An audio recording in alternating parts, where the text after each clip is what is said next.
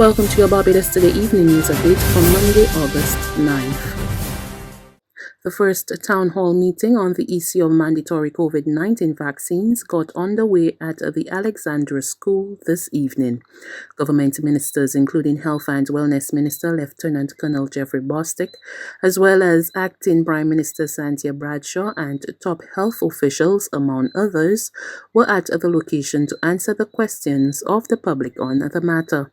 Minister Bradshaw, in her opening remarks, said officials were there to listen to the concerns of the public. We are not here to preach to anyone. We're not here to sell one position over the other. We're not here to tell you that one side is right and one side is wrong, but rather we are here to listen. We want to know what the positions are that you all have on this matter. And we want to know them because we want to make sure that people are comfortable in making decisions which affect them.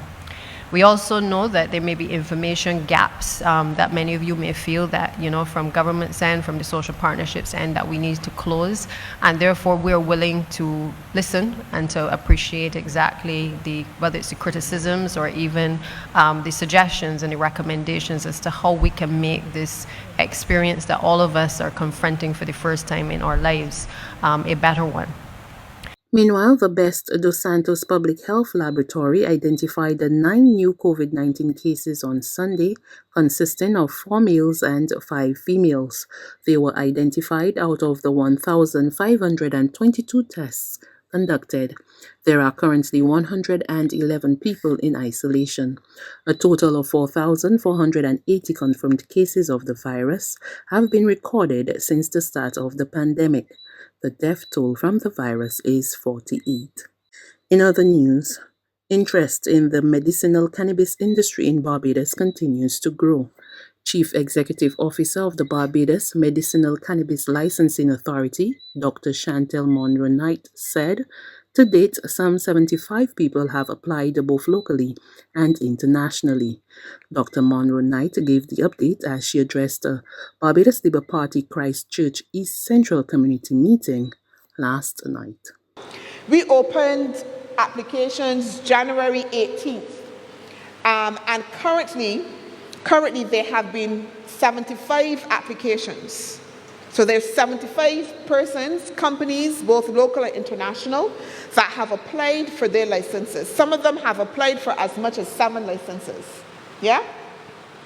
And those are going through. And I think that we would have talked about previously that we actually have somebody already that is working their way towards having their application be considered for approval. And out of that number of 75, we then have, because those are what we call draft applications, i.e. they're in the system, they're working through. But out of those, we have 8 persons who've actually paid their application fee. So they've paid up their application fee, and their applications are going through the process. So I'm saying that to say this is not something that is 5 years down the road or 10 years down the road. This is something that before the end of the year, hopefully, all things being equal, that we can see somebody having a medicinal cannabis license. And certainly, the expectation is that, how we all do it, you want to see something happen first. You want to see that first person to make sure that it is actually, going as it should. And then we expect that the floodgates will open. Acting Prime Minister Cynthia Bradshaw has described the death of former Antigua and Barbuda Prime Minister Celeste Bird as a loss not only for his country but for the wider Caribbean. Bradshaw said Celeste's passing will no doubt leave a significant void on the political landscape of that nation and the Antigua Labour Party, as well as the Organization of Eastern Caribbean States and the wider CARICOM region, which he served with honor. Celeste, who had been ailing for some time, passed away on Monday morning. A statement from the office of the Prime Minister in Antigua and Barbuda said that all flags will be flown at half-mast and the planning had already started for a state funeral on a date yet to be determined. There's regional and international news after this short break.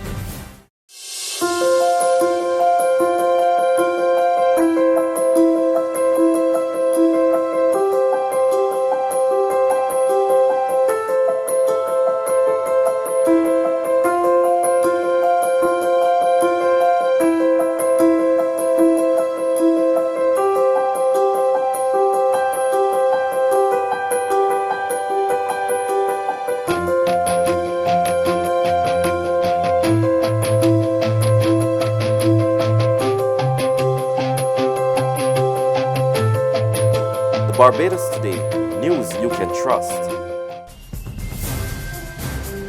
To news from the region, in St. Vincent and the Grenadines, the 56-year-old woman charged with unlawfully and maliciously wounding Prime Minister Dr. Ralph Gonsalves claims she is innocent. The Prime Minister suffered a concussion after being hit with an object in the head on Thursday as he was making his way to Parliament. The incident occurred during protests against the Public Health Act. Accused vendor Anna May Lewis appeared before the magistrate's court today and was granted bail in the sum of 3,000 EC dollars, and her case was adjourned until September 15th. I'm innocent. I'm innocent. I am innocent. I was forced to be treated. I am innocent of this. I am so innocent.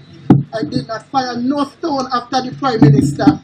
May God have his mercy upon my life. Thank you. But the question is, Mr. Lewis, that people would ask, why would you give a statement if you did not? I was forced. I just said I was forced because I was forced. No, as soon as the police take me from my home, they have me park up at hospital, and from there, okay? Yes.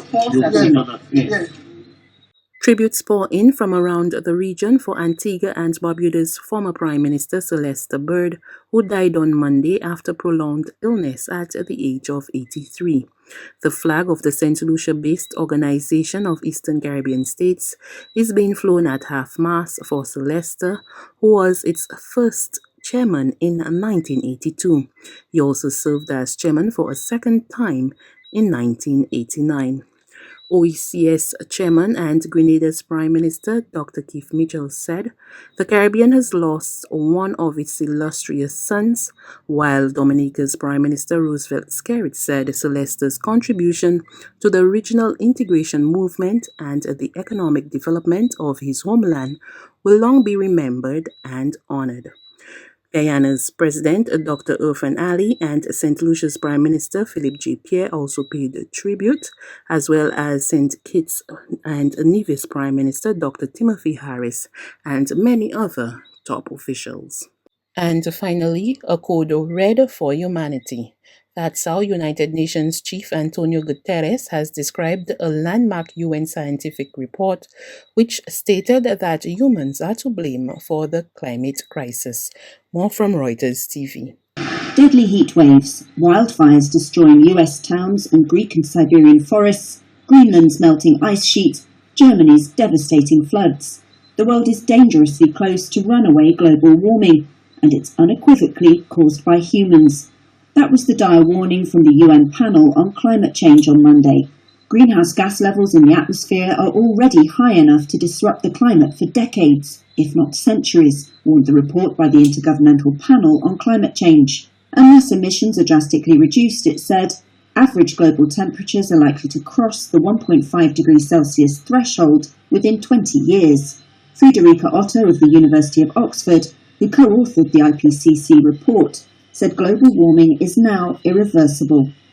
And so if we stop warming at 1.5 degrees, then we will also stop many of these extremes from getting worse. And I think that, and while we are committed to some changes, particularly sea level rise, glacier melt, still to come for many decades, we can slow these changes down, and we can stop many of the others from getting worse by urgently and drastically reducing CO2 emissions in the next decades.